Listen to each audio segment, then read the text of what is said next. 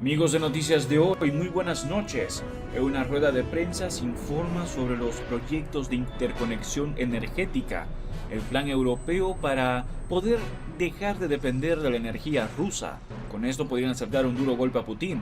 Veamos las declaraciones. El presidente de gobierno, Pedro Sánchez, y el canciller alemán, Olaf Scholz, junto con el resto del gobierno alemán, en ese análisis, en esa valoración compartida sobre la situación de la energía en Europa, la estabilidad y la necesidad de dar respuestas conjuntas a una crisis que amenaza, que dificulta el bienestar de la situación, el bienestar de la sociedad europea y de su industria.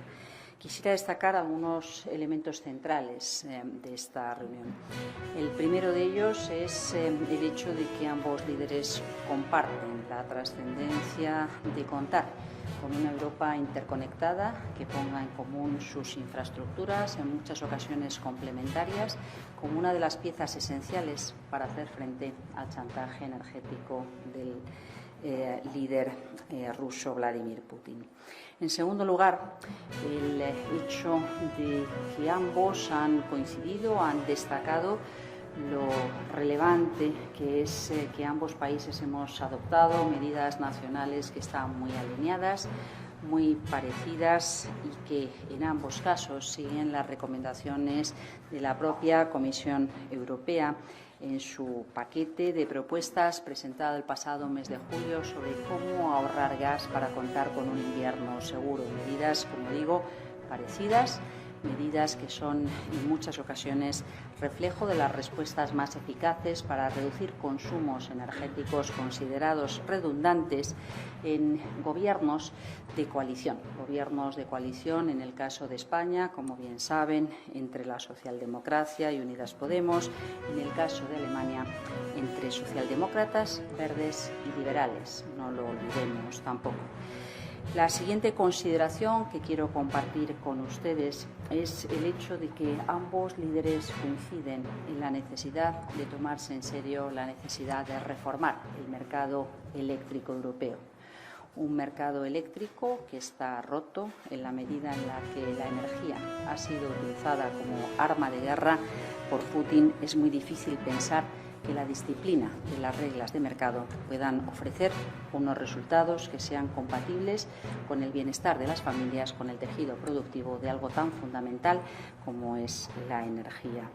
Una respuesta que debe ser urgente. Por tanto, trabajaremos juntos en la elaboración de propuestas, en la remisión de propuestas para debatir con nuestros colegas. Venimos de experiencias distintas, venimos de constatar la necesidad de quebrar esa tendencia que pone de manifiesto en países como Francia, como Alemania, unos precios de futuros eléctricos para el último cuatrimestre del año, para el primer cuatrimestre del año próximo, por encima de los 2.000 euros. Algo que es absolutamente insoportable y que pone en riesgo no solamente el tejido, también el de los ciudadanos europeos. Una reflexión que considero que también es conveniente compartir con ustedes es que recibimos con aprecio las palabras expresadas por el ministro francés Bruno Le Maire esta misma tarde. Pensamos que ese planteamiento, que esa propuesta, esa convicción con la que el ministro traslada el compromiso de Francia para trabajar junto con el resto de sus socios europeos es una respuesta adecuada a la necesidad de contar con una voluntad constructiva, a desarrollar y analizar las propuestas concretas para dar respuesta, como digo, desde la perspectiva europea a esta crisis. Las interconexiones, lo hemos dicho en muchas ocasiones, a propósito de las interconexiones eléctricas, a propósito de las interconexiones gasistas en este momento, a propósito de las interconexiones de hidrógeno en el futuro, no son una asunto bilateral, son un asunto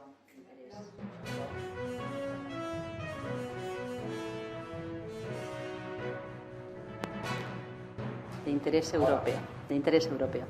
Por eso consideramos que no solamente los representantes de los distintos países, reguladores, gobiernos u operadores del sistema de transporte eléctrico o gasista deben participar en este grupo de trabajo, también debe hacerlo directamente la Comisión como garante del interés del conjunto de los europeos.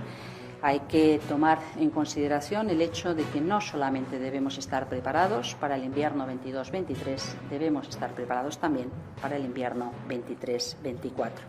Creo, por tanto, que ha sido un día enormemente productivo desde el punto de vista de la respuesta europea a una situación crítica, desde el punto de vista del compromiso de dos gobiernos con un peso en términos de población, con un peso en términos de PIB industrial enormemente importante para Europa, con una visión que, como digo, es una visión compartida y una visión que refleja un modo de responder a los desafíos europeos desde la unidad, pero también desde la solidaridad y anticipando respuestas conjuntas con el resto de los socios.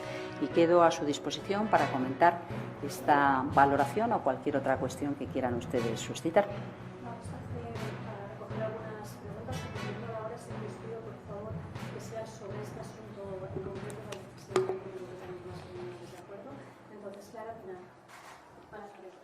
Quería preguntarle si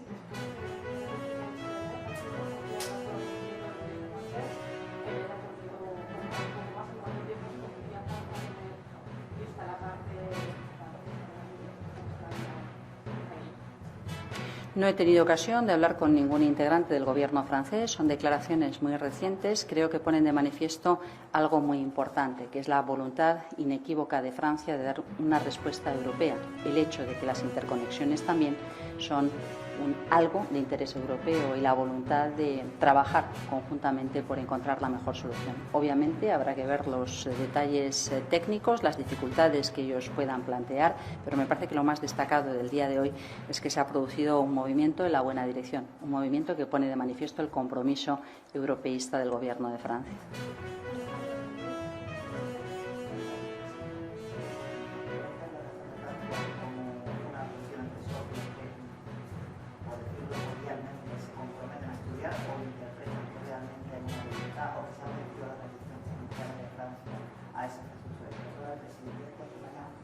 Lo que dijo la semana pasada, si no se puede por Francia, a lo mejor por Italia.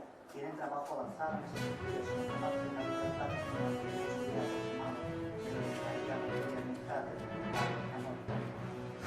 Yo creo que lo más importante es contemplar todas estas iniciativas, como digo, desde la perspectiva de la respuesta europea. Y me parece que esto es lo que representa la manifestación de voluntad del ministro Bruno Le Maire, y evidentemente queda mucho recorrido por hacer. Las dos infraestructuras, tanto el corredor ibérico del hidrógeno, que en estos momentos puede ser utilizado para garantizar el acceso a gas natural más allá de los Pirineos, y se completa esta obra en los próximos meses, estaba reflejado en el documento Repower EU, como también lo estaba en ese ejercicio potencial del conjunto de los operadores de los sistemas de transporte de gas de los Estados miembros de la Unión Europea, ese corredor submarino entre Barcelona y Livorno. Evidentemente los tiempos son distintos, la dificultad técnica es diferente, es mucho más ágil, mucho más rápido, mucho más directo el poder culminar esa interconexión a través de los Pirineos con el sistema gasista francés. Pero evidentemente también son los técnicos a los que les corresponde ver cuáles son los plazos exactos al otro lado de los Pirineos, cuáles pueden ser las dificultades de presión o de cualquier otro asunto y cómo se pueden superar para poder llegar al otoño 2023 con esta infraestructura operativa.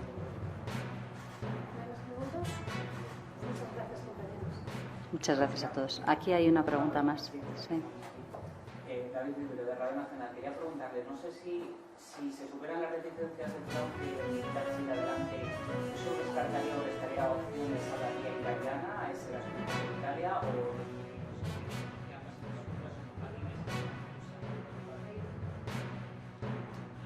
Por otro lado, si la de Francia es la única reticencia que queda, es decir, si la Comisión ya se ha comprometido a cumplir esos requisitos que le ponía el gobierno español para ir adelante con la obra, la financiación europea, todo lo que se le pedía a Bruselas, apoyar económicamente la Comunidad, si eso está resuelto y solo queda la voluntad de Bueno, yo creo que hoy damos un paso adelante muy importante, que es esa expresión de disponibilidad por parte del Gobierno francés. Como digo, sobre eso hay que trabajar en la hipótesis técnica. Las hipótesis técnicas para esta infraestructura están bastante adelantadas, se conoce bastante y es verdad que, los parámetros económicos no son los mismos hoy de los parámetros económicos de hace 2 o 3 años, pero hay un nivel de trabajo elaborado ya muy importante, mientras que en el caso del gasoducto submarino entre Barcelona y Livorno es un trabajo que se está iniciando en este momento. Por tanto, la situación es diferente en uno y otro caso. El hecho de que la Comisión Europea introdujera ambas infraestructuras en ese ejercicio teórico del REPowerEU y cuáles podían ser las infraestructuras clave para dar solvencia a esa respuesta en esta situación de crisis es significativa también de la voluntad y del entendimiento por parte de la Comisión del interés comunitario en estas infraestructuras. Y me parece que sobre esta base lo importante es encerrarse en un grupo de trabajo técnico para que nos permita contar con las mejores opciones en el menor plazo de tiempo posible. Obviamente, las reflexiones que nosotros hemos trasladado son reflexiones que yo creo que tienen bastante sentido común. Una infraestructura de estas características debe ser viable a lo largo de varias décadas, por tanto es imprescindible que se considere una anticipación de esa inversión en el corredor ibérico del hidrógeno, pero tiene que estar preparado para trasladar hidrógeno. En segundo lugar, que al tratarse de una infraestructura de interés comunitario es capital que haya financiación comunitaria, y creo que esto también se entiende por parte de la Comisión y del resto de los socios, y obviamente tiene que ser una infraestructura que no acabe en un callejón sin salida. Esta es una premisa fundamental, de ahí la importancia de esa declaración de Bruno Le Maire de aceptar, estudiar, ver el modo en el que se pueda llevar a la práctica esa petición o esa valoración que hacen socios europeos tan importantes y de un tamaño tan relevante para la economía y con una aportación tan relevante desde el punto de vista demográfico como son España y Portugal por un lado y Alemania por otro. Una pregunta de David Paz, del periódico España. Buenas tardes. Yo quería hacer una pregunta sobre los trabajos para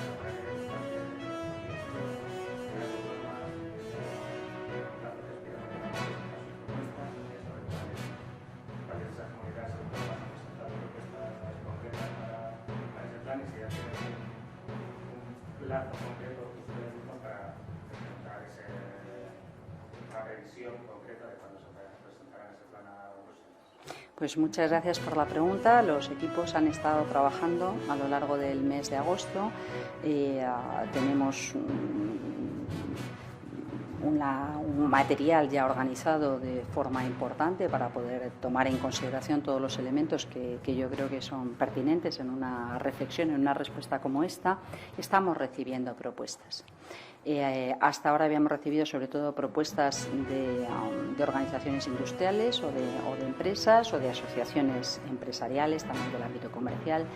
Pero en estos momentos estamos recibiendo propuestas también de las comunidades autónomas. El viernes pasado hicimos un recordatorio oficial a los consejeros que participan en la Conferencia Sectorial de Energía y oficioso, amistoso, directamente informal, con muchos de los consejeros y hemos estado recibiendo propuestas que yo recuerdo en este momento del País Vasco, de Baleares, de Navarra, de Cataluña, pero me consta, porque así me lo han trasladado, que la mayor parte de las comunidades autónomas nos van a hacer llegar propuestas. Creo que es una buena cosa que nos ayudará a no solamente contar con un plan de contingencia lo más sólido y amplio posible, sino también lo más consensuado y lo más pertinente posible y adecuado a la percepción, a los comentarios, a las recomendaciones que hacen las propias comunidades autónomas, que evidentemente tienen una capacidad muy importante para impulsar medidas de ahorro y eficiencia, como también, por otra parte, y esto también me gustaría destacarlo, los ayuntamientos. Los ayuntamientos, los alcaldes también en muchos casos han mostrado su disponibilidad para trabajar junto con el Estado en las aportaciones que puedan hacer a ese plan de contingencia desde el ámbito local. Perdón, y última consideración, nuestro calendario sigue siendo el poder disponer de ese plan a lo largo del mes de septiembre y obviamente conforme estemos en condiciones de poder compartirlo, pues se hará público. Gracias.